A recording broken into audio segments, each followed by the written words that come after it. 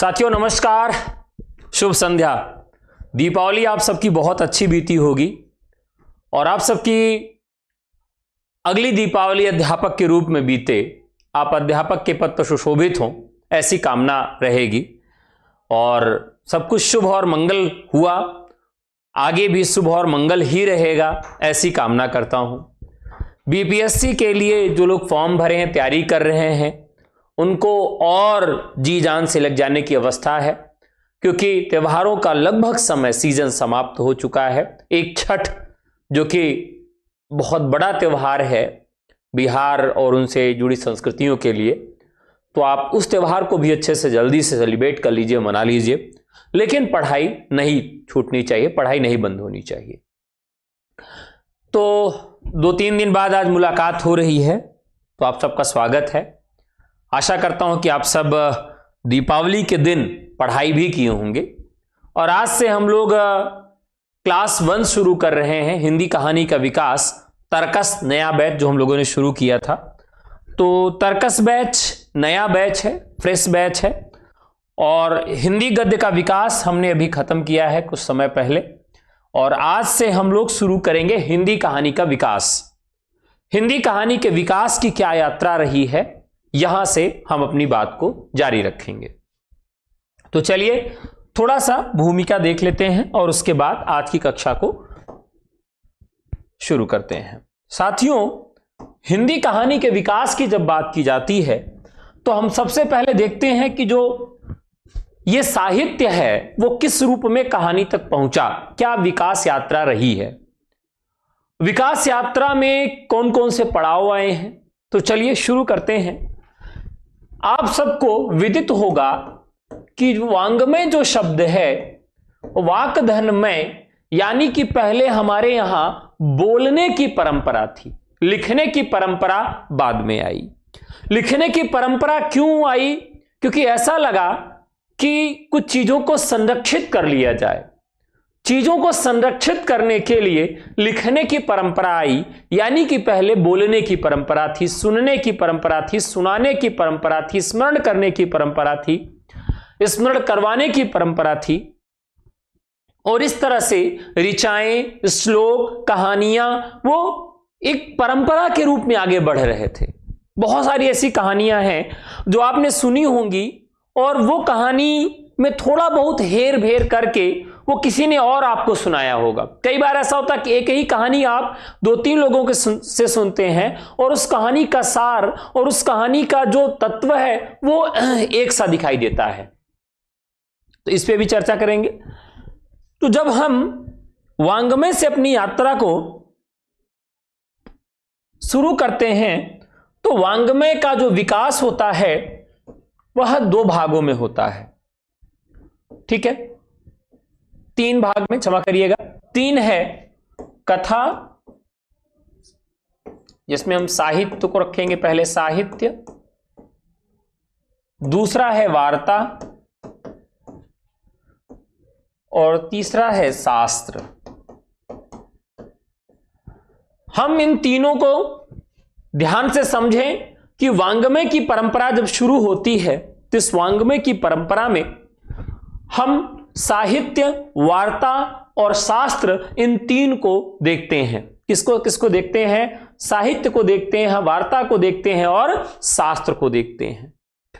अब इन तीनों में साहित्य जो है ये क्या कहता है? साहित्यस्य भावः साहित्यम, जिसमें सबका हित संभव हो, जो सबके लिए हितकारी हो, वो क्या है? साहित्य है।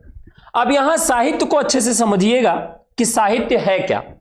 साहित्य का जब विकास हुआ तो इसे 3 भागों में विभाजित कर दिया गया। प्रमुख 3 भाग हुए इसके। पहला भाग आया जिसको हम कहते हैं गद्य, दूसरे को हम कह सकते हैं पद्य और तीसरे को हम कहते हैं चंपू। गद्य, पद्य और चंपू, ये हमारे 3 भाग इसके हो गए। साथियों, आपको यह विदित होगा कि हम लोग इस पे चर्चा कर चुके हैं, आगे भी करेंगे कि चंपू कितने प्रकार के होते हैं, चंपू किसे कहते हैं, पद्य किसे कहते हैं और इसके प्रकार क्या हैं। ये चर्चा हम लोग पहले कर चुके हैं। आज की जो चर्चा है वो गद्य पर है और गद्य की एक विधा पर है। तो जब हम गद्य की विधा की चर्चा करते हैं तो गद्य में भी विकास होता है, वो भी कई चरणों में। जब हम गद्य के विकास की बात करते हैं तो इसमें भी कई चरण हो जाते हैं, और एक चरण जिसको हम क्या कहते हैं, कथा, क्या कहते हैं, कथा साहित्य, और एक हो जाता है हमारा कथेतर साहित्य। ठीक है, एक कथा साहित्य है और एक कथेतर साहित्य है। कथा साहित्य के अंतर्गत हम लोग चर्चा करते हैं कि जो कहानी है जिसमें हम कुछ किस्सा गोई का काम करते हैं वो क्या है, कथा साहित्य है। और कथा साहित्य में ही आगे हम देखें तो गद्य की एक विधा कहानी, और कथा साहित्य की एक विधा उपन्यास। कहानी और उपन्यास हमको प्राप्त होते हैं। ठीक है, तो आप समझ गए होंगे कि गद्य के अंदर कथा साहित्य और कथेतर साहित्य दो भाग किए गए, और कथा साहित्य में कहानी और उपन्यास हमारे प्रमुख हैं। हमने शुरुआत किससे की है, कहानी से की है। किससे शुरुआत किया है, कहानी से। अब कहानी से जब हम शुरुआत कर रहे हैं तो एक प्रश्न और बनता है कि कहानी कहते किसे हैं, कहानी किसे कहते हैं। चलिए, तो दरअसल आपके घर में कई बार आपसे कहा गया होगा कि कहानी मत बनाओ, कहानी न बनाओ, या बहुत सारे लोगों से कहा जाता है कि भैया ये कहानी बहुत बनाते हैं। तो जब आप कहानी शब्द को इस तरह से प्रयोग में लाते हुए सुनते हैं, देखते हैं, तो आपके दिमाग में एक चीज आती होगी कि कहीं ना कहीं ये कल्पना की बात की जा रही है।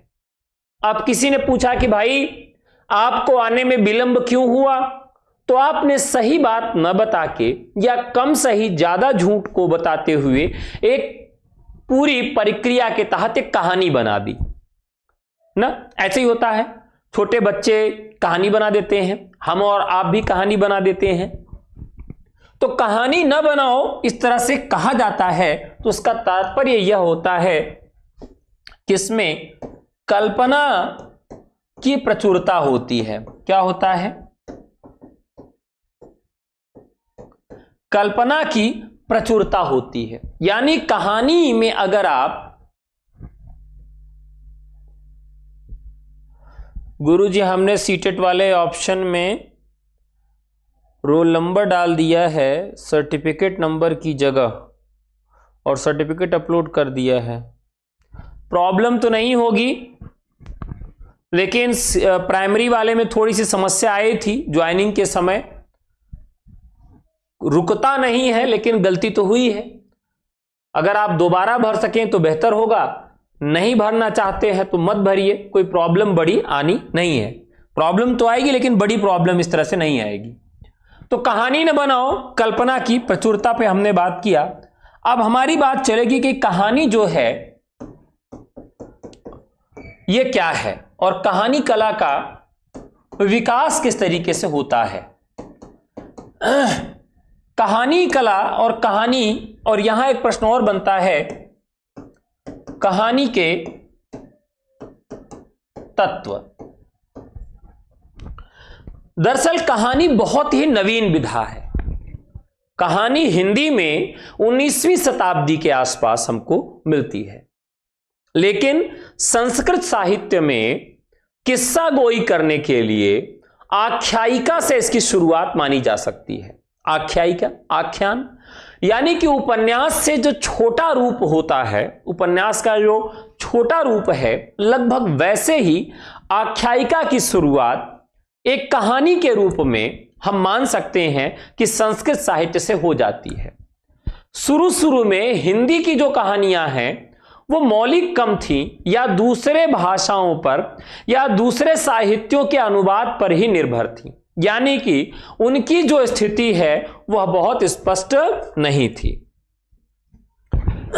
बाकी कहानी की शुरुआत कब से मानी जाती है? आप लोग कमेंट करके मुझे फटाफट बता दीजिए, कहानी की शुरुआत कहां से मानी जाती है?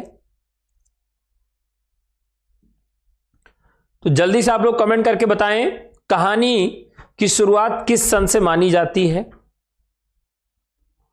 तो हम लोग आज कहानी से शुरुआत करेंगे और कहानी के विषय में लगभग सारी बात समझेंगे और पढ़ेंगे। और हिंदी की जो प्रमुख और चर्चित कहानियां हैं, जो परीक्षा के लिए अत्यंत महत्वपूर्ण है, उसको भी हम लोग देखेंगे, पात्रों को देखेंगे। ठीक है, तो ये आज सारा कुछ इसकी शुरुआत हम लोग कर दे रहे हैं। और हंस में कितनी कहानियां प्रकाशित हुई हैं, यहां तक कि जो नवीन कहानियां हैं, जो बहुत महत्वपूर्ण कहानियां हैं, नई कहानियां, जो जिनको आप समकालीन कहानी कह सकते हैं, वो कहानियां भी हम सब आज पढ़ेंगे, मतलब आगे की कक्षाओं में पढ़ेंगे। और हिंदी कहानियों के जो पात्र हैं, उन पात्रों को भी हम सब पढ़ेंगे। हिंदी कहानियों के विषय में संपूर्ण जानकारी हम लोग यहां पर रखेंगे। ठीक है, तो अलग अलग जो समस्याएं हैं और जो कहानी कला का विकास है, उसको भी देखेंगे। और साथ ही साथ देखेंगे कहानियों की जो शैली है, कि किस शैली में कौन सी कहानियां लिखी गई हैं। तो फटाफट आप लोग कमेंट करके अभी तक बताए नहीं हैं, तो जल्दी से बताइए कि हिंदी कहानी की शुरुआत कहां से मानी जाती है? हिंदी कहानी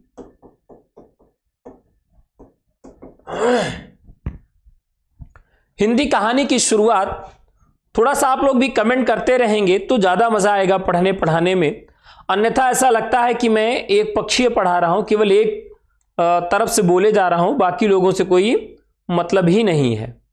तो आप लोग फटाफट कमेंट करके हमको बता दीजिए, हिंदी कहानी का विकास हम लोग पढ़ रहे हैं, तो हिंदी कहानी का विकास किस रचना से माना जाता है और हिंदी कहानियों को हम कैसे बांट सकते हैं। अभी तक कोई कमेंट नहीं आया, एक कमेंट आया है 1900। ठीक है,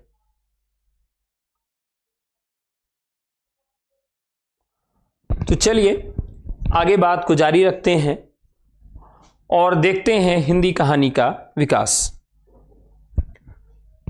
हिंदी कहानी का जो उद्भव और विकास है, वो कब से माना जाना चाहिए? हम अगर भारतेंदु युग में चलें, सबसे पहले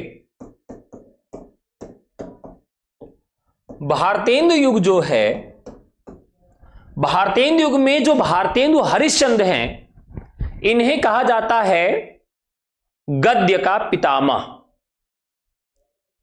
गद्य में विभिन्न विधाओं के जनक भी हैं, लेकिन भारतेंदु युग में कहानी का विकास नहीं हो पाता। कहानी की शुरुआत भी भारतेंदु युग से नहीं होती है, तो कहानी का विकास भारतेंदु युग से नहीं मानना चाहिए। किससे मानना चाहिए? द्विवेदी युग से। तो कहानी का विकास, कहानी कला का विकास द्विवेदी युग से माना जाता है। अब कला, यहां पर एक शब्द आ रहा है, कहानी कला।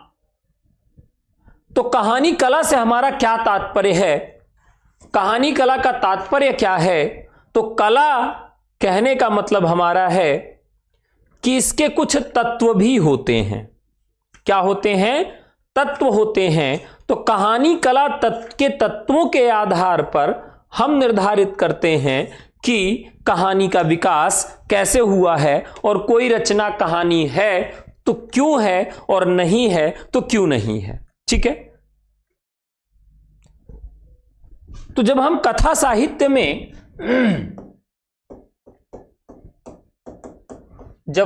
साहित्य में इसका विभाजन करते हैं, तो इसका विभाजन दो भागों में किया जाता है। प्रमुख रूप से कहानी और उपन्यास के रूप में। ठीक है, कहानी जो है इसका प्रचलन दो रूपों में हमारे यहां देखने के लिए मिलता है। एक इसका प्रचलित रूप है,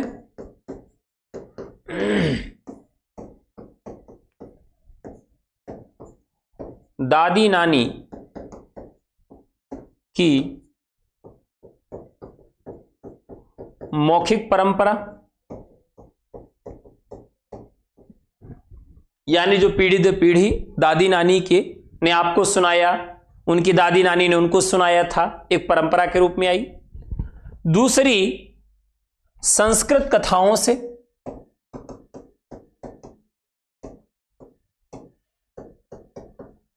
संस्कृत कथाओं से भी कहानी की शुरुआत मानी जा सकती है। अब जो संस्कृत में कथाएं मिलती हैं वहां कहां कहां कहानी आपको मिलती है? पंचतंत्र, पंचतंत्र,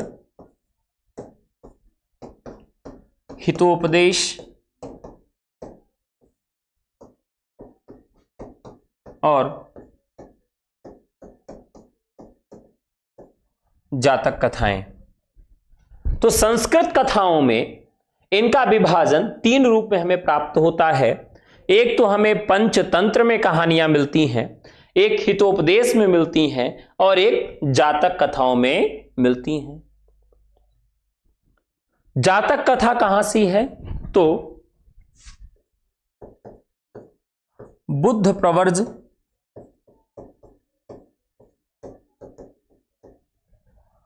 हितोपदेश पंचदंत किसकी है?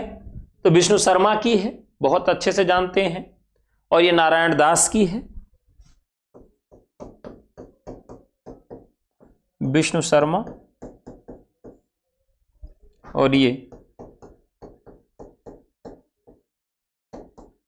नारायण दास की है। पंचतंत्र विष्णु शर्मा, हितोपदेश नारायण दास और जातक कथाएं बुद्ध प्रवर्ज से। ये तीन श्रेणियां हैं जो संस्कृत कथाओं से हमें हिंदी कहानी में प्राप्त होती हैं। यानी हिंदी कहानी ऐसे एकाएक कहीं से नहीं आ गई, इनका भी उसमें हाथ है।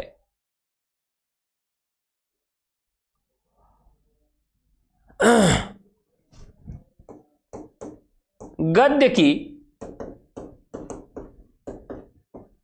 सर्वाधिक लोकप्रिय विधा, अगर आपसे कोई पूछे कि गद्य की सर्वाधिक लोकप्रिय विधा कौन सी है तो वो कहानी है। और यहां तक जैसे कथा साहित्य में कथा सम्राट कहा गया प्रेमचंद जी को। मजेदार बात यह है कि प्रेमचंद को कथा सम्राट उनके उपन्यासों की वजह से नहीं कहा गया, जबकि 300 के लगभग उन्होंने जो कहानियां लिखी हैं उन कहानियों की वजह से प्रेमचंद को कथा सम्राट कहा गया। तो कथा साहित्य में कहानियां जो हैं या हिंदी साहित्य में एक लोकप्रिय विधा है। ठीक, अब यहां एक प्रश्न बनता है कि इनको और किस नाम से जानते हैं? गल्प, अन्य नाम गल्प, आख्यायिका,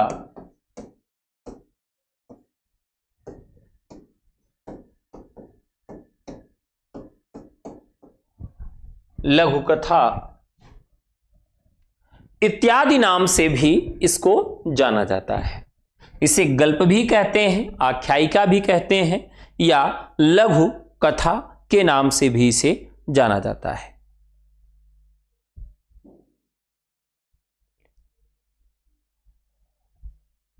ठीक है, इसे इलेरी भी कहा जाता है। इलेरी,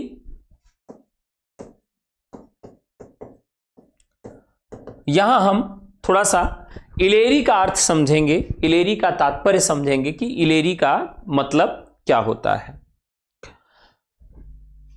कहानी घुड़दौड़ के समान है जिसमें प्रारंभ और अंत का विशेष महत्व रहता है। कहानी घुड़दौड़ के समान है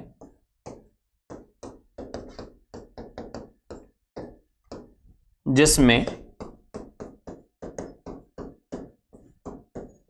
प्रारंभ और अंत का महत्व होता है। कहानी घुड़दौड़ के समान है जिसमें प्रारंभ और अंत का महत्व होता है। तो ये एक महत्वपूर्ण चीज है। सही बात है, कहानी में शुरुआत और अंत का बहुत महत्व होता है।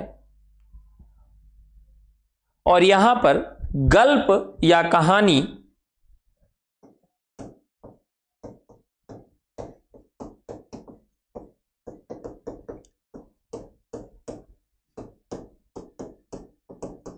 एक ऐसी विधा है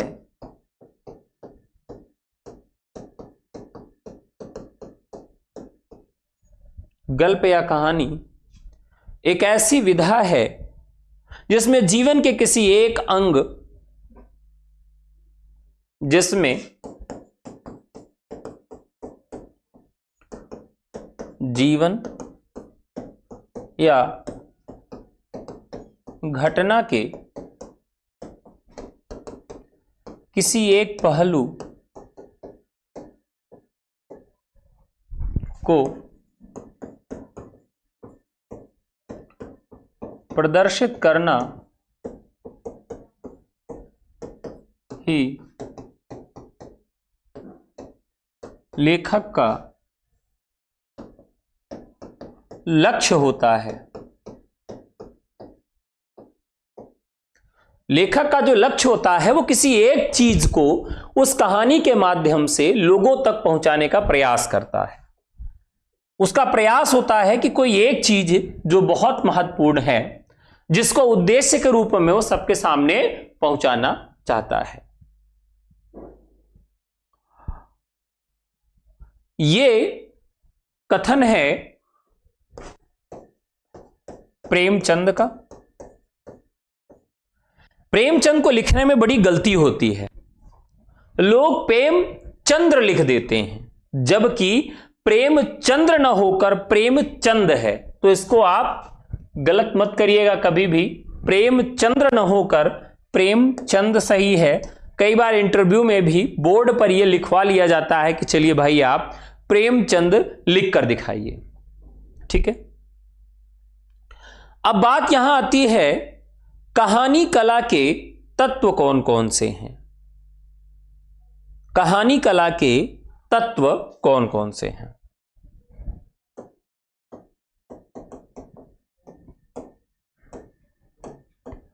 कहानी कला के तत्व, यह खंड सबसे महत्वपूर्ण है।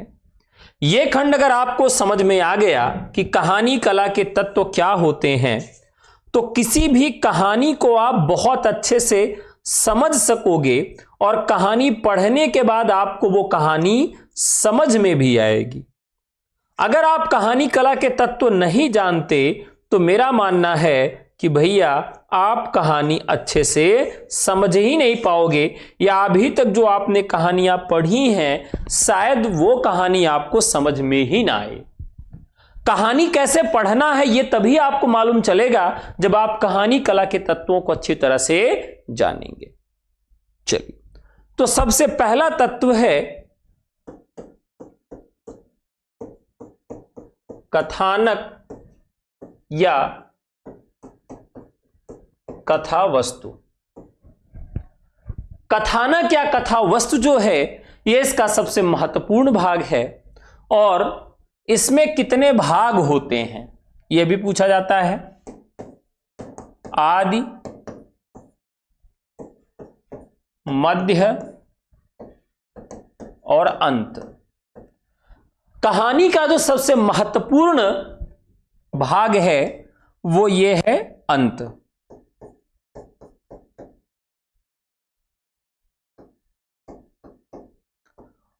तो सबसे महत्वपूर्ण क्या होता है अंत में, क्योंकि आप किसी कहानी किसी फिल्म को देखिए सुनिए तो लोग एक दूसरे से ये पूछते हुए सुने जाते हैं कि यार अंत में क्या हुआ। क्या फिल्मों में आपने देखा, फिल्मों में भी ये होता है, अरे यार अंत में वो मिथुन ने उस खलनायक को मारा कि नहीं मारा। राम और रावण की कहानी आप बताइए तो अंत में ये जिज्ञासा रहती है कि अच्छा अंत में क्या हुआ, रावण मारा गया कि नहीं मारा गया, अंत क्या था। तो ये कहानी का जो महत्वपूर्ण अंग है वो है कथानक, और कथानक में सबसे ज्यादा महत्वपूर्ण क्या है, वो अंत होता है, कहानी का अंत। तो ये जरूर याद रखिएगा कि कहानी में सबसे महत्वपूर्ण अंग क्या है, तो कथानक है, और कथानक में भी सबसे महत्वपूर्ण क्या है, वो कहानी का अंत है। ठीक है, आगे बढ़ा जाए। दूसरा,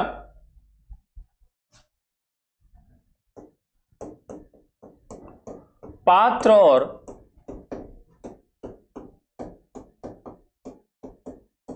चरित्र चित्रण।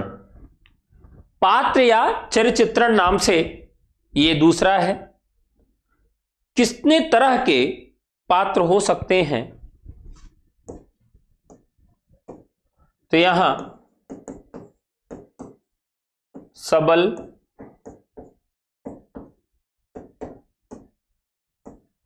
सबल या निर्बल पात्र हो सकते हैं। ठीक, वर्गगत पात्र हो सकते हैं,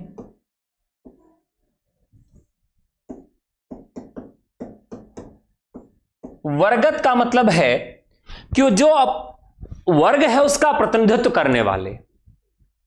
कौन से वर्ग हैं, तीन तरह के वर्ग हैं। उच्च वर्ग का पात्र हो सकता है, मध्य वर्ग का हो सकता है, या पात्र निम्न वर्ग का प्रतिनिधित्व करने वाला हो सकता है। तो एक तो बल के आधार पर, वर्ग के आधार पर भी पात्रों का वर्गीकरण है, और व्यक्तिगत स्तर पर भी पात्रों का वर्गीकरण मिलता है।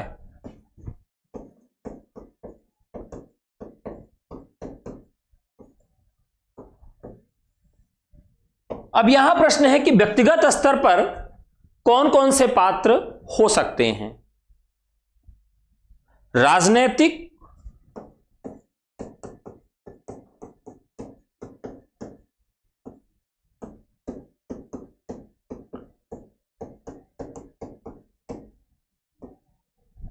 कुछ पात्र राजनीति से सीधा संबंध रखते हैं, कुछ इतिहास से संबंध रखते हैं, कुछ सामाजिक पात्र होते हैं, कुछ सांस्कृतिक पात्र होते हैं, और कुछ पात्र ऐसे होते हैं जो पूंजीवादी व्यवस्था पर आधारित पात्र होते हैं।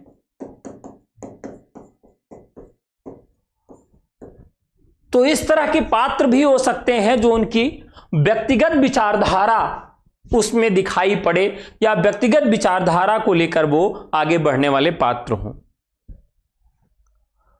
ठीक है, तीसरा जो है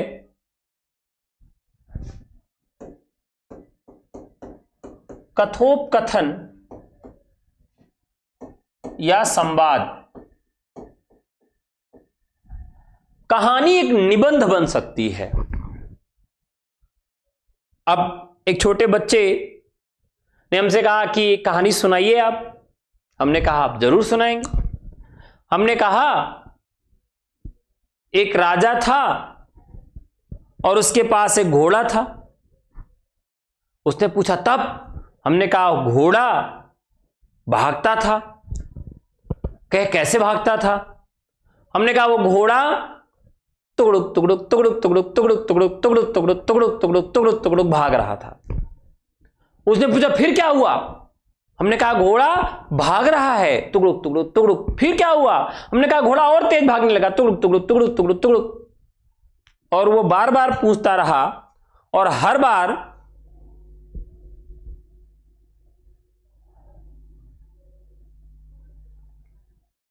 मैं यही उसको बताता रहा कि भैया घोड़ा तुगड़ुक तुगड़ुक तुगड़ुक तुगड़ुक भाग रहा है। उसने कहा बस कहानी खत्म। हमने कहा वो घोड़ा रुका ही नहीं तो कहानी में क्या बनाऊं। घोड़ा भागता रहा, कहानी सिर्फ खत्म। तो कहानी का तात्पर्य है कि कहानी में संवाद होना चाहिए, कथोपकथन होना चाहिए। आपस में अगर बात नहीं हो रही है तो कहानी एक तरफा लगेगी, और एक तरफा लगेगी इसका तात्पर्य है कि कहानी निबंध बन जाएगी, कहानी कहानी नहीं रह जाएगी। तो कथोपकथन या संवाद ये बहुत ही महत्वपूर्ण है। ये तीसरा है। चौथा, देश काल या वातावरण। देश काल और वातावरण किसी कहानी को आपसे जोड़ने का प्रयास करता है। अभी एक फिल्म आई आदि पुरुष, नाम बहुत अच्छा, नाम तो अच्छा था लेकिन काम बहुत घटिया। फिल्म का नाम आदि पुरुष। अब उसमें राम का किरदार दिखाया गया, लेकिन जो उसका संवाद है, जो उसका कथोपकथन है, वो बेहद घटिया रखा गया। और कथोपकथन और संवाद जो था वो देश काल और वातावरण के अनुरूप नहीं था। अब उसके वातावरण के अनुरूप कैसे नहीं था? अब बात कर रहे हैं कि कपड़ा भी तेरे बाप का, लंका भी तेरे बाप की, और जलेगी भी तेरे बाप की। अब यह कथन कौन कह रहा है? हनुमान जी कह रहे हैं। हनुमान जी जो शीलवान क्षमावान हैं, जिनके भाषा में बड़ा सौंदर्य है, सहज हैं, प्रेम है, मृदुभाषी हैं, उनके मुख से इस तरह से कथन कहलवाया जा रहा है। एक तो उसमें कथन का दोष है, संवाद का दोष है, दूसरी तरफ जो दोष है वो देश काल वातावरण का है। हम अगर देखें तो गालियां जो हैं वो संस्कृत साहित्य में गालियां हमको नहीं मिलती हैं। संस्कृत में एक भी गाली आपको नहीं मिलेगी, या आपको अगर कोई भी गाली ऐसे मालूम हो तो मुझे जरूर बताइए कि सर संस्कृत साहित्य में यह गाली हमने देखा था। सारी गालियां अंग्रेजी से प्रभावित हैं। आप कोई भी गाली पर विचार करिए, वो गाली का हिंदीकरण जरूर हो गया होगा, लेकिन सारी गालियां अंग्रेजी से प्रभावित हैं या अन्य भाषाओं से प्रभावित हैं, उर्दू से, फारसी से, अरबी से प्रभावित हैं, लेकिन संस्कृत साहित्य की एक भी गाली नहीं है। बहुत तरह की गालियों का प्रयोग हम करते हैं। जैसे एक शब्द हम बहुत प्रयोग में लाते हैं, यार। ठीक है। एक शब्द प्रयोग किया जाता है हरामी। यार शब्द जो है हम आपस में बोलचाल में बहुत बार प्रयोग करते हैं। अरे यार क्या बात करते हो यार, ओए होए यार। अब यार शब्द का प्रयोग कर रहे हैं। यार होता क्या है, तो एक व्यक्ति जो गाना गाने वाला होता है, उसके आसपास जो लोग बैठे होते हैं, संगतकार, जो संगतकार होते हैं मुख्य गायक के आसपास बैठे हुए, और ये कहां बैठे होते हैं? कोठे पर। कोठा समझ रहे होंगे आप। तो कोठे पर मुख्य गायक के सहायक जो होते हैं, या जो नायिका नृत्य कर रही है उसके जो सहायक होते हैं, उसको क्या कहते हैं? यार कहते हैं। लेकिन अब इस यार शब्द का इतना ज्यादा प्रयोग होने लगा, और किस किस रूप में होने लगा। बड़ा प्यारा शब्द लोगों के लिए हो गया यार कहना। लेकिन यार शब्द किसके अर्थ में था? केवल और केवल जो नायिका जो नृत्य कर रही है, नृत्यांगना कोठे पर, उसका जितने लोग सहयोग कर रहे हैं वो सब यार थे। हरामी हम क्या कहते हैं?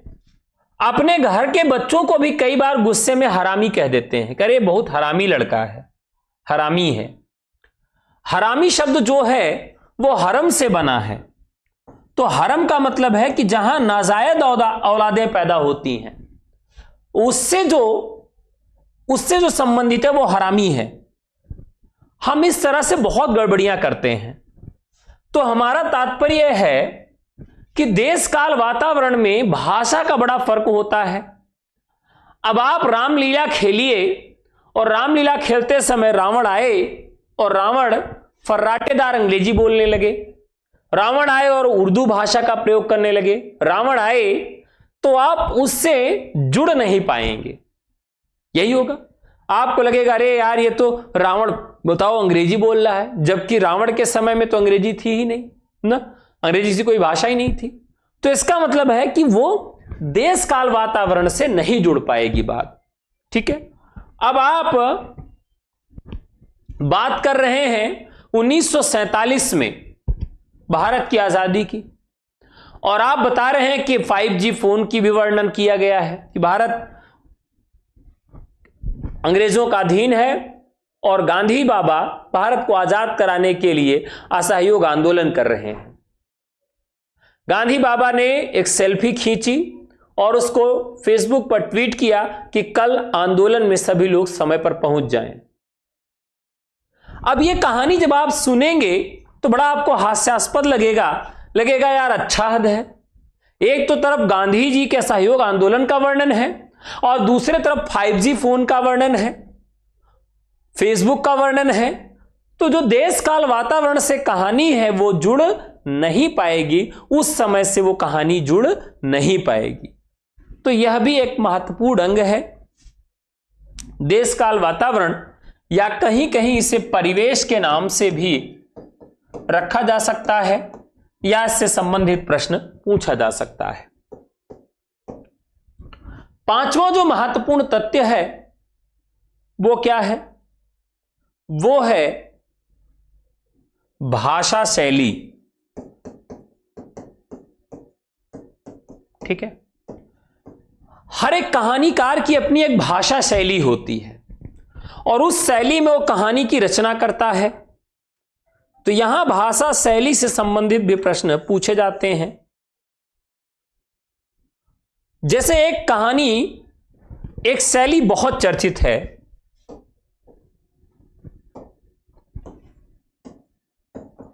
पूर्व दीप्ति शैली। इसको कहते हैं फ्लैशबैक में लिखी गई कहानी। यानी आप जिस समय पर हैं उस समय से थोड़ा सा यात्रा करके पीछे चले जाएं और फिर वहां से कहानी की शुरुआत करें तो वह पूर्व दीप्ति शैली कहलाएगी। एक शैली होती जिसे हम प्रतीकात्मक शैली कहते हैं, जहां हम पात्रों को किसी न किसी प्रतीक के रूप में अभिव्यक्त करेंगे कि यह पात्र किसी का प्रतीक है। एक शैली होती है जो स्वप्न की यात्रा करती है, जो स्वप्न में गढ़ी जाती है। ऐसी कहानी स्वप्न शैली के नाम से जानी जाती है।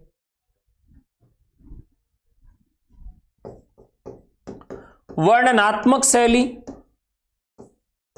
जहां पर आप किसी भी घटना का बहुत विस्तृत वर्णन करेंगे। मनोवैज्ञानिक कहानी, कुछ कहानियां ऐसी हैं, जैसे एक कहानी है रोज, या जिसका एक नाम और है गैग्रिन। किसकी कहानी आप लोग कमेंट करके बताएंगे? तो कुछ जैसे रोज और गैग्रिन जैसी कहानियां जो हैं वो इसी पर आधारित हैं, जिसमें बड़ा मनोवैज्ञानिक वर्णन किया गया है।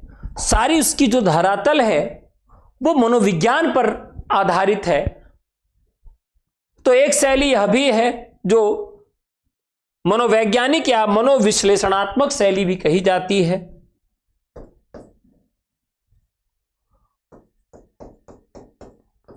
मनोविश्लेषणात्मक,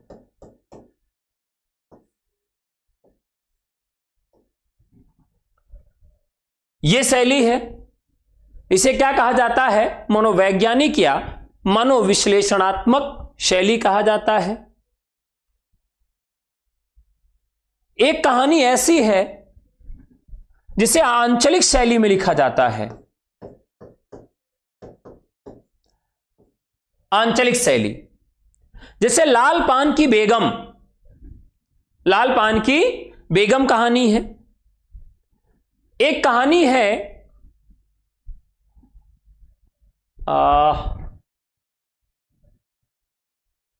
याद नहीं आ रही कहानी का नाम, परेश्वर नाथ रेणु की कहानी है। जैसे अब रेणु जी आंचलिक कहानीकार और कथाकार हैं।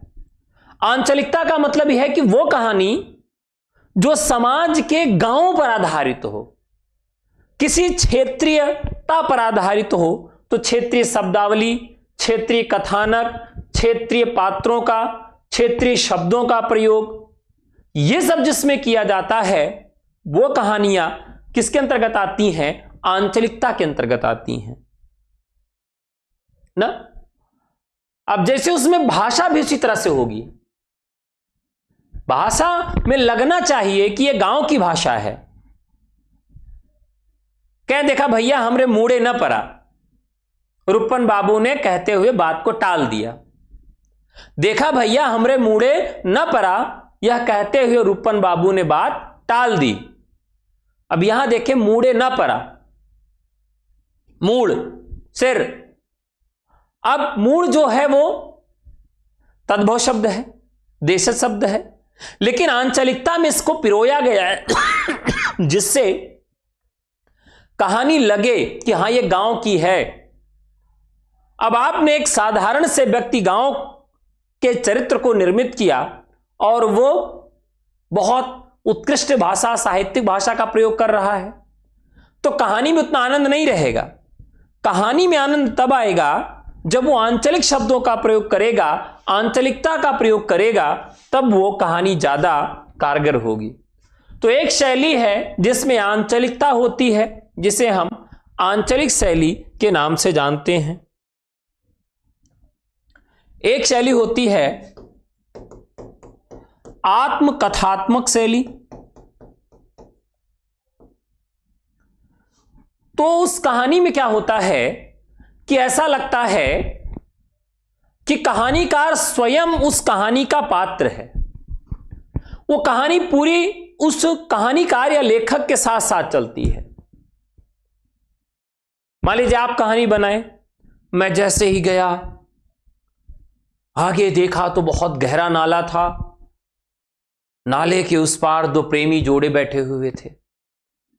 नाले की बदबू इतनी ज्यादा आ रही थी, बुलबुले उठ रहे थे कि मुखर्जी नगर से गांधी विहार जाने वाले लोग अपनी नाक को एक रुमाल से दबाए बहुत तेजी से निकल रहे थे, लेकिन वो दो प्रेमी जोड़े नाले की बांक पर बैठे मस्त थे अपने आज में।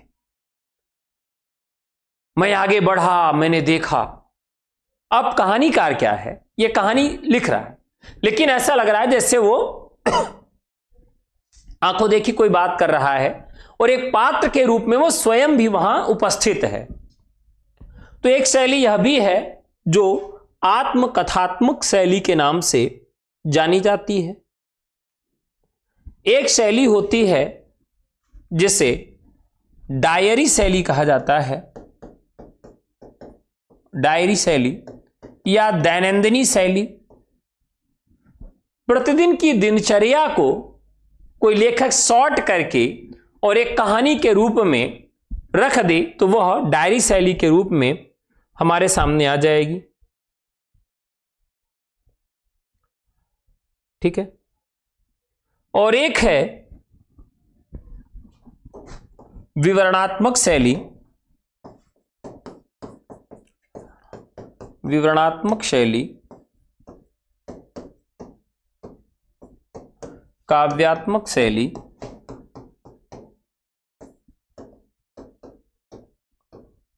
जिसमें काव्य की प्रमुखता रहती है। काव्य बहुत प्रखर होता है। ठीक है। और एक शैली है विश्लेषणात्मक शैली।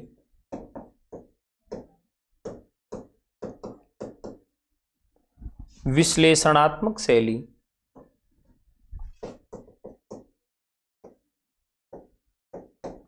जिसमें हर बात का, हर तथ्य का बहुत बड़ा और अच्छी तरीके से विश्लेषण किया जाता है, तो इस शैली को विश्लेषणात्मक शैली के नाम से भी जाना जाता है। भाषा शैली के बाद छठवां जो तथ्य है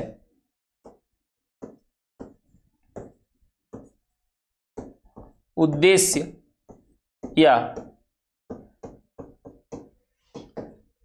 लेखकीय दृष्टि। कहानीकार किसी कहानी को लिखते समय अपने मन मस्तिष्क में एक उद्देश्य लेकर चलता है और अंत में देखा जाता है कि वो अपने उद्देश्य में सफल रहा या नहीं रहा, कहानी सफल हुई या नहीं हुई, यह देखने का प्रयास किया जाता है। ठीक है, तो यह है कहानी। कहानी वाला जो चैप्टर है वो आपके यहां बहुत ही ज्यादा महत्वपूर्ण है और इससे संबंधित प्रश्न आपके यहां पूछे जाते हैं, पूछे जाएंगे। तो कहानी एक छोटा चैप्टर भी है, बहुत आसानी से इसको हम कर सकते हैं, इसमें हमें कोई दिक्कत नहीं आएगी। प्रारंभिक कहानियां जो हैं वह किस पत्रिका में छपी थीं और किस पत्रिका से संबंधित कौन सी कहानी है, यह भी प्रश्न हमारे यहां परीक्षा में पूछा जाता है। ठीक है, तो यह भी हम सब इसी में ही देखेंगे। चलिए तो आगे बढ़ते हैं और देखते हैं कि कहानी का जो विकास है वह किस किस तरीके से और किस युग के रूप में देखने के लिए मिलता है। सीमा जी, ठुमरी, आदिमृत की महक, एक श्रावणी दोपहर के, अच्छे आदमी, रेणुक कहानी है, अग्निखोर। जी हां,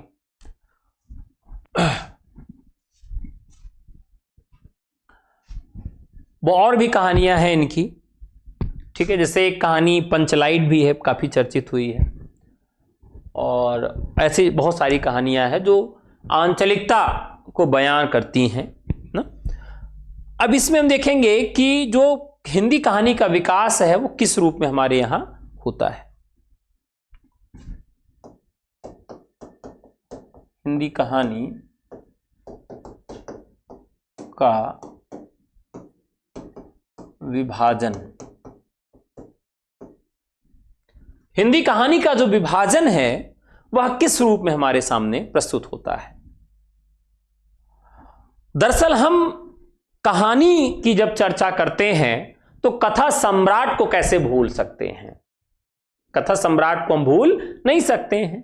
तो कथा सम्राट को जब हम याद रखते हैं तो कथा सम्राट के पहले, कथा सम्राट के समकालीन और कथा सम्राट के बाद हम इस तरह से कहानी का विभाजन कर सकते हैं जो काफी आसान होगा। तो पूर्व प्रेमचंद युग या आरंभिक हिंदी कहानी, पहला पूर्व प्रेमचंद युग या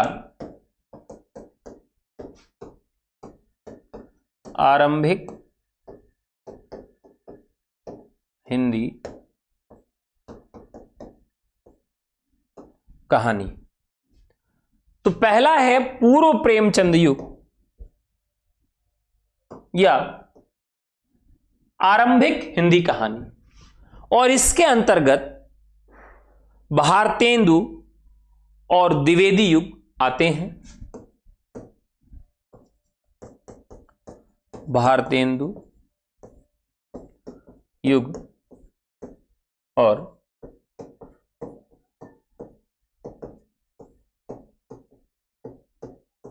द्विवेदी युग।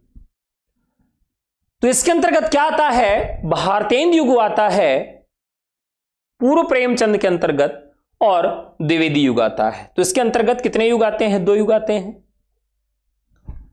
प्रेमचंद युग आता है दूसरा, प्रेमचंद युग, इसके अंतर्गत छायावाद या स्वच्छंदतावाद, छायावाद या स्वच्छंदतावाद का जो समय है यह इसके अंतर्गत आता है।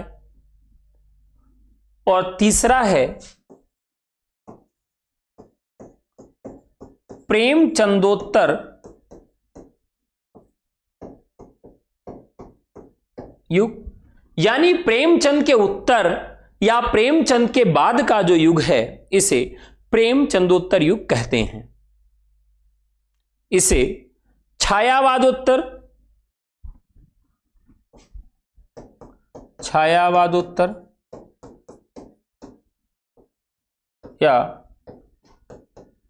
उत्तर स्वच्छंदतावाद, जिसे छायावादोत्तर या उत्तर स्वच्छंदतावाद या स्वतंत्रता पूर्व हिंदी कहानी के नाम से जाना जाता है।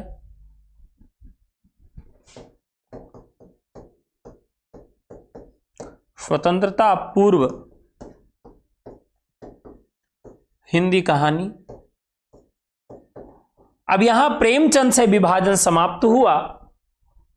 अब इसका दूसरा नामकरण इस आधार पर भी किया गया कि उस समय स्वतंत्रता मिली थी या नहीं मिली थी। तो भारत के आधार पर भी इसको हम देखते हैं कि भारत में आजादी जब मिली तो आजादी के पहले की कहानी और आजादी के बाद की कहानी। स्वातंत्र्योत्तर कहानी,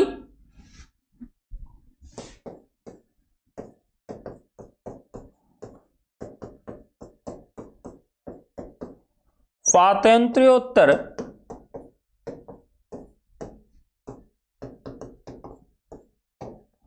यानी कि स्वतंत्रता के उत्तर, स्वतंत्रता के बाद भी कुछ कहानियां लिखी गईं जिसमें मोहभंग, निराशा, त्रास, मोहभंग, निराशा, कुंठा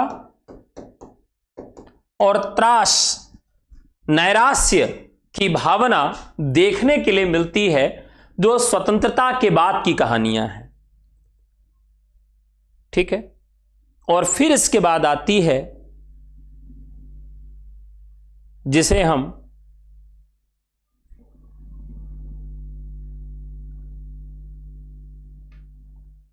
साठोत्तरी कहानी कहते हैं। 5वां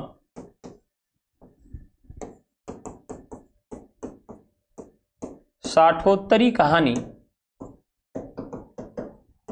इसका सीधा सा मतलब है 1960। साठोत्तरी का मतलब 1960। 6वें स्थान पे आती है नई कहानी।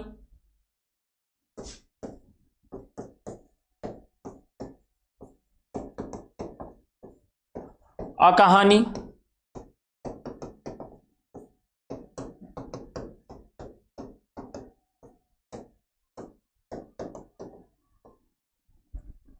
सचेतन कहानी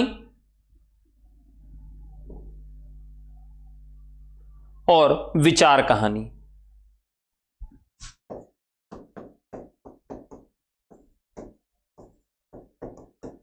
ये 7वें चरण की कहानी, 6वें चरण की कहानियां हैं। 7वें चरण की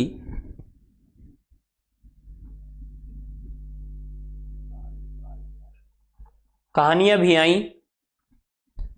तो 7वें चरण की जो कहानियां हैं उसे समकालीन कहानी कहा गया। और समकालीन कहानियों में विमर्श पे आधारित कहानियां देखी गई। किस पर आधारित कहानियां? विमर्श पर आधारित कहानियां, जिसमें दलित विमर्श,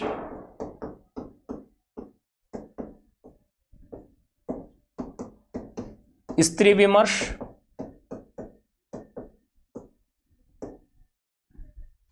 आदिवासी विमर्श,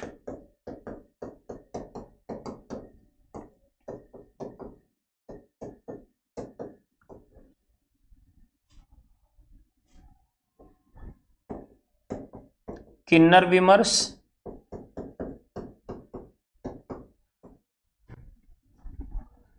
एक और इसी में कहानी आती है जनजाति या बाल विमर्श से संबंधित कहानियां, जनजाति विमर्श और बाल विमर्श। ये कुछ नवीन विमर्श हैं जो कि समकालीन विमर्शों के अंतर्गत इनका जन्म होता है, और इस तरह की कहानियों को भी हमें पढ़ना है।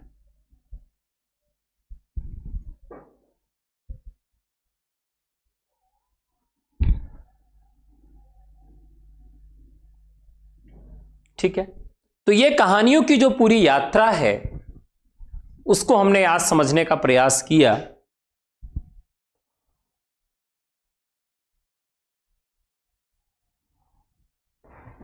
अब यहां प्रश्न उठता है कि हिंदी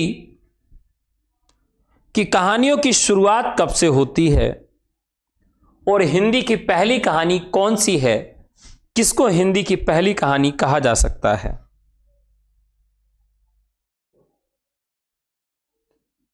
हिंदी कहानी का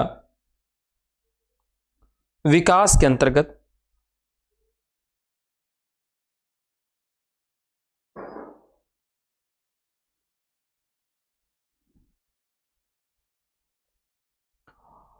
तो चलिए देखते हैं। दरअसल जब हम पहले दौर की कहानियों को देखते हैं तो आरंभिक हिंदी कहानी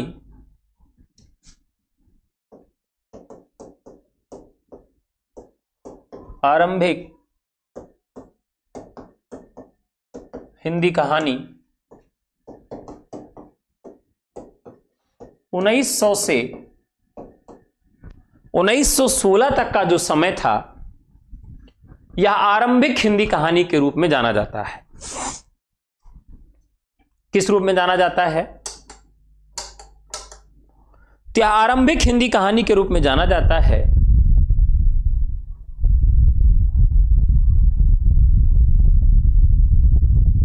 तो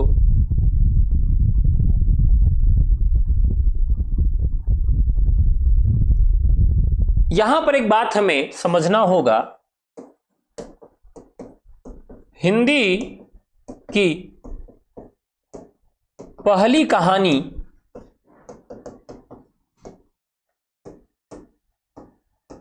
कहानी कला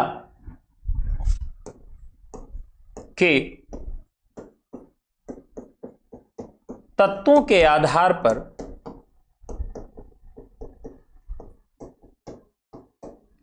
तो हिंदी की पहली कहानी का प्रकाशन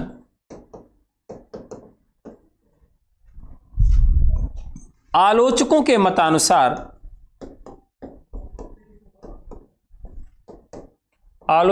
मतानुसार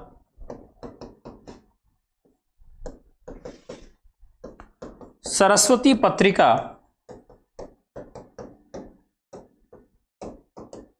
से शुरू होता है। तो आलोचक कहते हैं इसी आधार पे कि क्योंकि द्विवेदी युग में महावीर प्रसाद द्विवेदी के समय से कहानियों की शुरुआत मान रहे हैं, उसके पीछे का कारण है क्योंकि सरस्वती पत्रिका की शुरुआत द्विवेदी युग में होती है और इसका समय 19वीं शताब्दी है या 1900 है। तो 1900 से ही सरस्वती पत्रिका का प्रकाशन शुरू होता है। और जिसको आप कहानी कह सकते हो, कहानी कला के तत्वों के आधार पे, ऐसी कहानी की शुरुआत कहां से होती है? वो यहीं से होती है, यानी कि सरस्वती पत्रिका से। सरस्वती पत्रिका के पहले भी कहानियां बहुत सारी लिखी गई, जिन कहानियों की चर्चा हम हिंदी गद्य के विकास के रूप में पहले भी कर चुके हैं, लेकिन आप देखिए तो वहां से ये प्रश्न पूछे नहीं जाते। क्या होता है? वहां से ये प्रश्न पूछे नहीं जाते या उनको हिंदी कहानी का अधिकार नहीं दिया जाता। जैसे रानी केतकी की कहानी,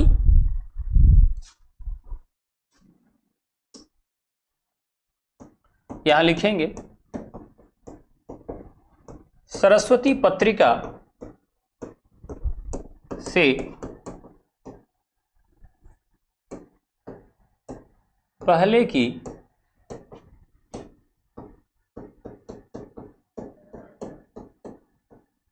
सरस्वती पत्रिका से पहले की जो कहानियां हैं वो कौन कौन सी हैं? जिसमें रानी केतकी की कहानी, रानी केतकी की कहानी, राजा भोज का सपना,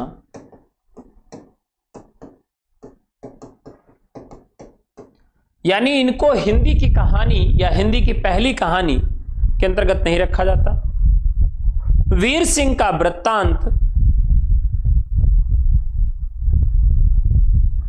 वीर सिंह का वृत्तांत,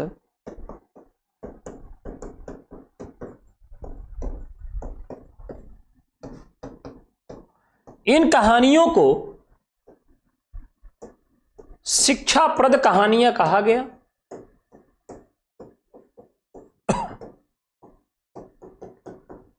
इन कहानियों को शिक्षाप्रद कहानी कहा गया।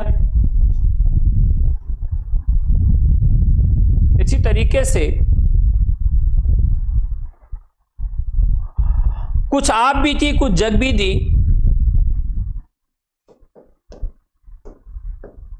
कुछ आप बीती,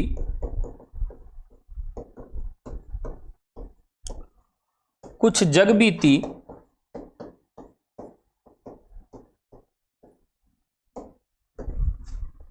अद्भुत अपूर्व स्वप्न,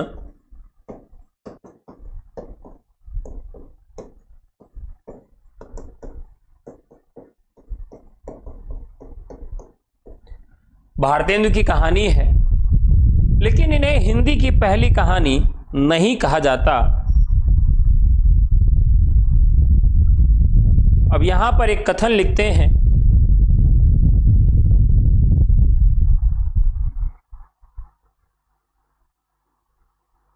शिल्प की दृष्टि से प्रथम कहानी उसने कहा था है।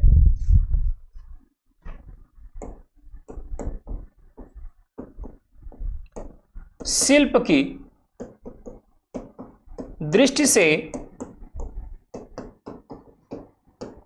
हिंदी की पहली कहानी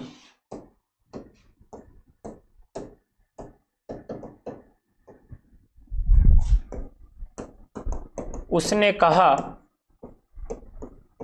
था है। अब यहां देखिए कि हिंदी की पहली कहानियों की जो दौड़ है वो शुरू हो चुकी है और इसमें बहुत सारी कहानियां आपको मिलेंगी जो हिंदी की पहली कहानी कही जाती हैं।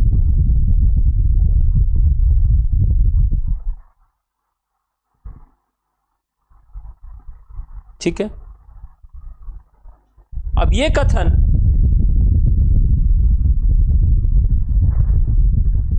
किसका है? मधुरेश का है।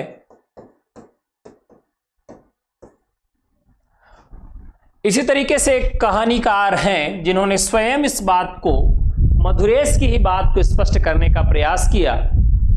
उसने कहा था वस्तुतः हिंदी की पहली कहानी है, उसने कहा था वस्तुतः हिंदी की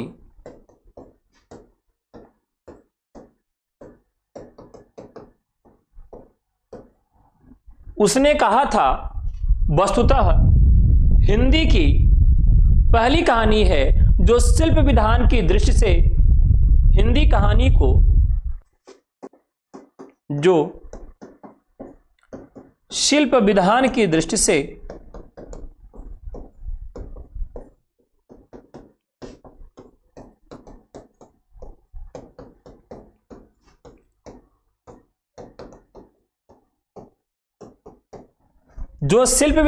दृष्टि से हिंदी कहानी को एक झटके में प्रौढ़ बना देती है।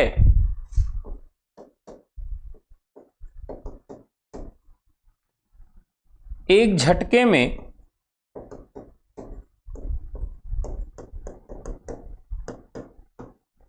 प्रौढ़ बना देती है।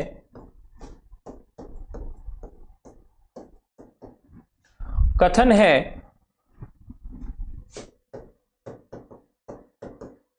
राजेंद्र यादव का। तो राजेंद्र यादव भी इसी बात पर मुहर लगाते हैं कि हिंदी की जो पहली कहानी है वह उसने कहा था।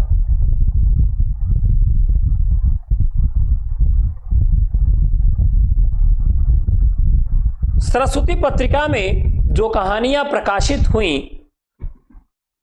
वो भी देखेंगे।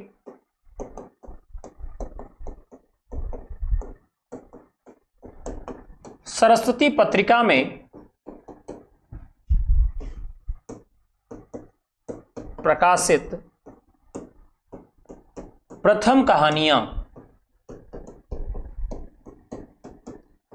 यानी जिन कहानियों को हिंदी की प्रथम कहानी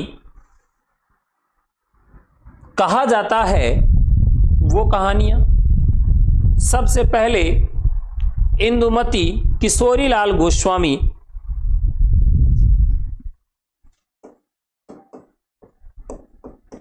इंदुमती किशोरीलाल गोस्वामी। अब यहां याद रखिएगा कि इंदुमती अगर कहा गया है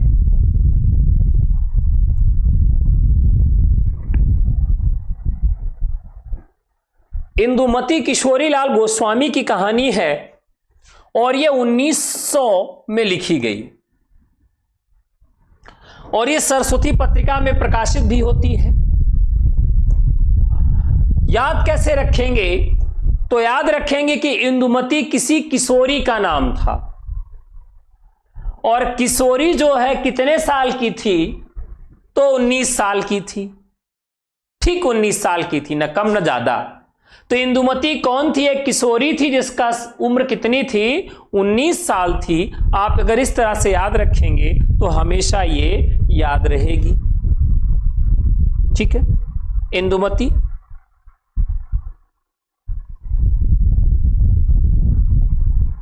एक कहानी और है,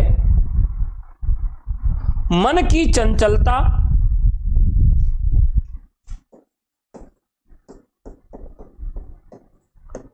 मन की चंचलता। अब इसका क्या ट्रिक बनाएं? मन चंचल है, मन चंचल है यानी कि मन की चंचलता। अब मन चंचल है, किसका मन सबसे ज्यादा चंचल था? तो माधव सप्रे। माधव का मन बहुत चंचल था। इंदुमती एक किशोरी है जिसकी उम्र 19 साल है। एक मिनट, माधव प्रसाद मिश्र है, सप्रे मैंने लिख दिया है।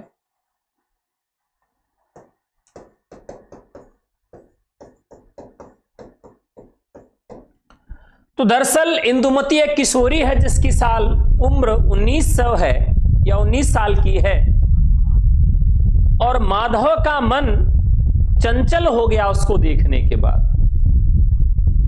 और जब इनका मन चंचल हो गया तो इन्होंने कहा कि चलो किशोरी गुलबहार में चलें। क्या कहे? गुलबहार में।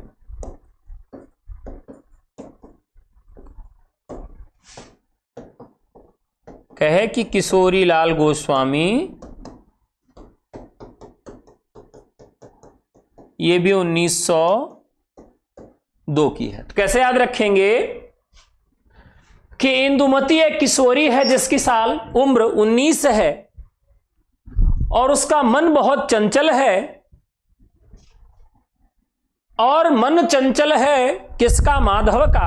उसको देखकर माधव का मन चंचल हो गया और माधव ने कहा कि चलो किशोरी गुलबहार में। उन्होंने क्या कहा? इंदुमती ने किशोरी लाल गोस्वामी, इंदुमती किशोरी है, उसको देखकर माधव का मन चंचल हो गया और उन्होंने कहा कि किशोरी चलो गुलबहार में चलें। किशोरी चलो गुलबहार में चलें। तो गुलबहार की जो डेट है वह 1902 है। तो इसी अनुसार हम इसको क्रम में भी याद रख सकते हैं। तो उनको लेकर चल दिए। अब लेके चल दिए तो आगे क्या घटना हुई होगी? तो जैसे ही गुलबहार में लेके चले, गुलबहार में एक कोना उन्होंने ढूंढा, क्योंकि प्रेमी प्रेमिका कोना ही ढूंढते हैं। उन्होंने जैसे ही कोना ढूंढा तो कोने में उनको एक चुड़ैल मिल गई। चुड़ैल का नाम क्या था? प्लेग की चुड़ैल। तो कोने में प्लेग की चुड़ैल पहले से ही बैठी थी जब वो गुलबहार में लेके गए। अब कोई अगर चुड़ैल को देखेगा कहां? गुलबहार में, तो उसके मुंह से क्या निकलेगा? निकलेगा भगवान। क्या निकलेगा? निकलेगा भगवान। तो उसने कहा लाला भगवान दास। अब क्या घटना हुई होगी? उसी समय जब प्लेग की चुड़ैल एकाएक दिख जाती है तो कहे भैया आप क्या होगा? तो ये लोग इतना डर गए कि ये लोग फिर 11 वर्ष तक नहीं मिले। 11 वर्ष का समय ये लोग बहुत दुखी हुए चुड़ैल को देखने के बाद। फिर ये जाकर रामचंद्र शुक्ल से मिलते हैं और रामचंद्र शुक्ल ने इनको कहा कि ऐसा है कि तुम लोग अब अगले 11 वर्ष तक एक दूसरे से मुलाकात नहीं करोगे। तो इस रचना का समय तो 11 वर्ष है, लेकिन वास्तविक समय 1903 है। तो यह भी रचना सरस्वती पत्रिका में छपती है। 11 वर्ष का जब समय बीत जाता है तब क्या होता है? पंडित और पंडितानी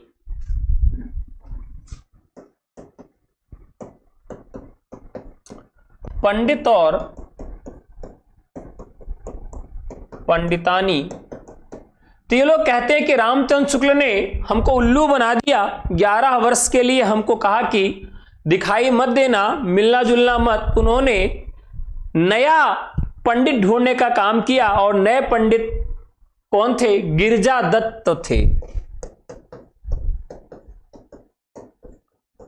रामचंद्र शुक्ल ने जो कहा था कि भैया 11 वर्ष तक मत मिलना, अब ये लोग मिलने गए गिरजा दत्त से,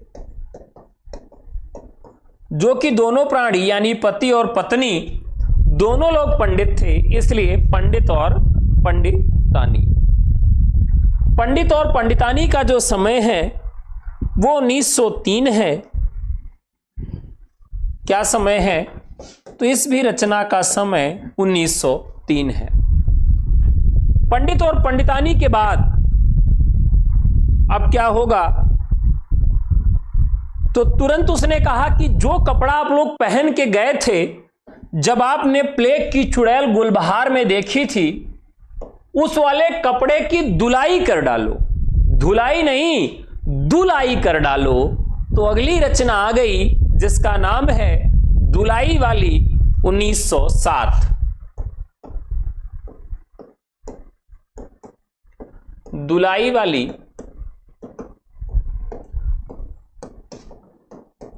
राजेंद्र बाला घोष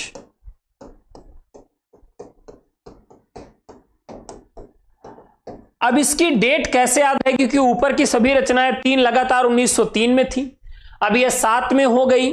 तो आपको याद रखना है कि कोई सफाई करने के लिए साबुन खरीदना पड़ेगा, और वो साबुन कितने रुपए का था, तो एक बट्टी 7 रुपए की थी। ठीक है, तो दुलाई वाली जो रचना है, यह इसका समय कैसे याद रहेगा, तो दुलाई वाला साबुन 7 रुपए का था। और पंडित और पंडितानी ने बताया कि जो कपड़ा पहन के तुम लोगों ने चुड़ैल देखा था गुलबहार में, उस कपड़े की दुलाई कर डालो। और दुलाई करने के लिए जब बाहर गए तो राजेंद्र बाला घोष की दुकान थी, वहां से 7 रुपए का साबुन इन्होंने खरीदा और उस कपड़े की दुलाई इन्होंने कर डाली।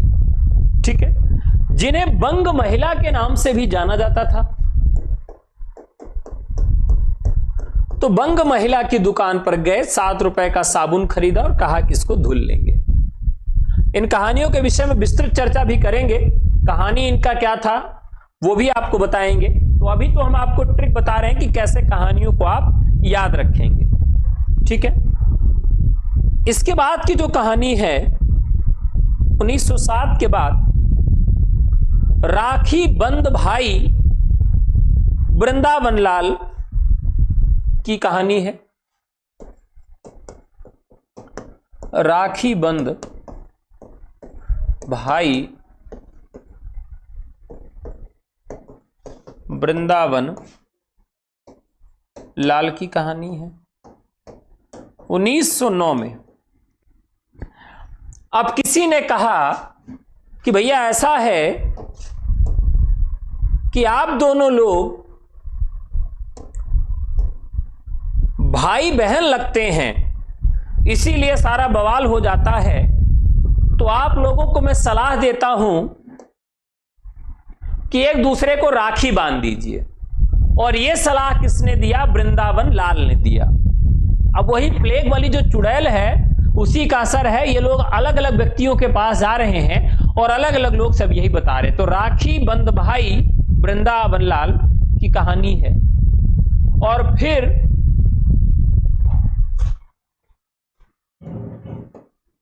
उसने